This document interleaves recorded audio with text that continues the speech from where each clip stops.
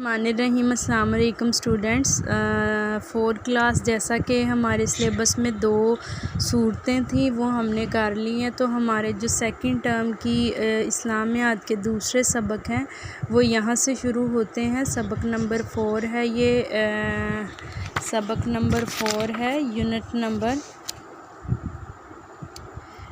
Number 3 کا، ٹھیک ہے۔ یونٹ نمبر 3 کے سبق نمبر 4 سے ہمارا سیکنڈ ٹرم کے جو اسلامیات کے اسباق ہیں 2 صورتوں کے علاوہ یہاں سے شروع ہوتے ہیں، تو اس کی ریڈنگ کرتے ہیں۔ مکہ میں مسلمانوں پر قریش کے ظلم و ستم اس حد تک بڑھ گئے تھے کہ ان کا اپنی سرزمین پر رہنا انتہائی مشکل ہو گیا۔ ان حالات میں سورۃ کہف نازل ہوئی، جس میں اللہ تعالیٰ کی طرف سے مسلمانوں کے لیے ہجرت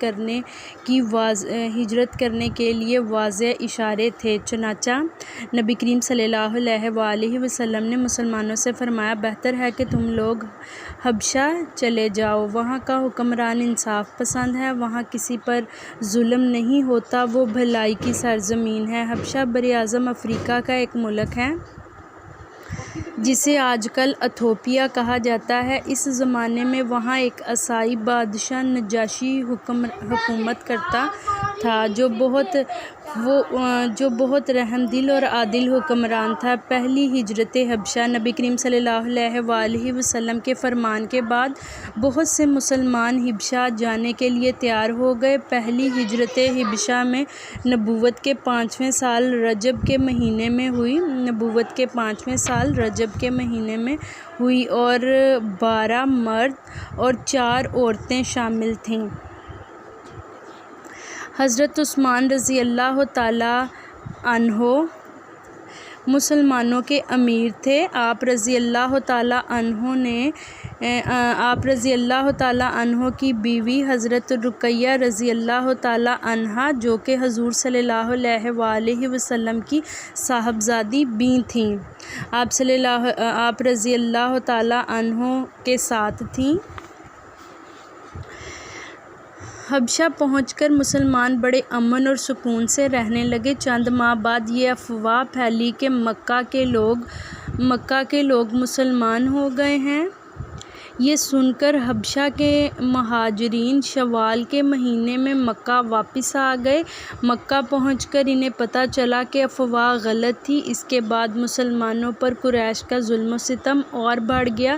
دوسری ہجرت حبشہ، کافر مسلمانوں کے ساتھ زیادہ سختیاں کرنے لگے۔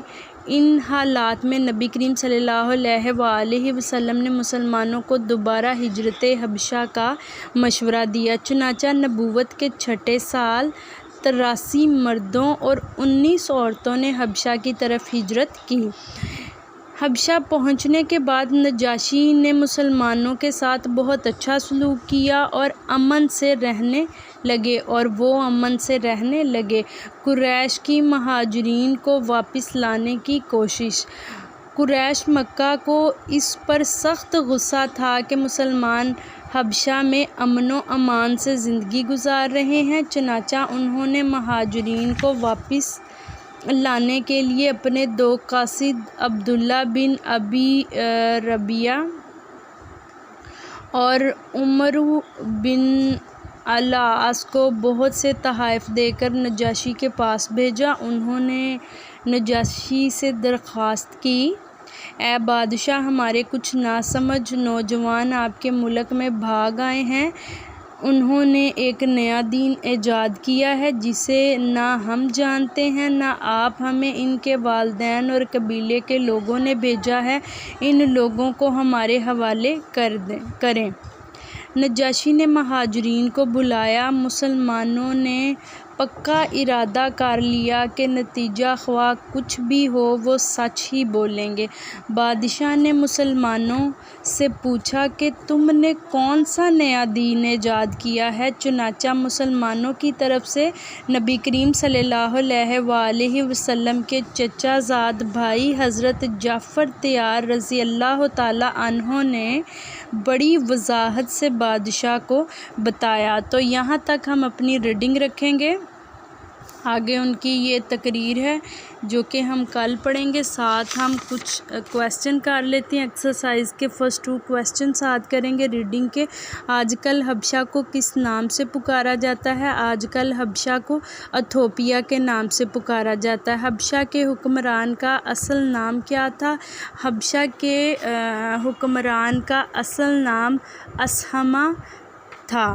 تو یہ 2 کویسچن زبانی یاد کرنی ہے، ایج ورک کے طور پہ بھی کرنے ہیں، ساتھ ریڈنگ کرنی ہے، اور آپ کی اسلامیات کے جو نوٹس ہیں وہ کمپلیٹ ہیں، وہ بھی نوٹس بھی لیں اور ان کی مدد سے اپنے جو کام ہیں اسے بھرپور طریقے سے کریں۔ اللہ حافظ۔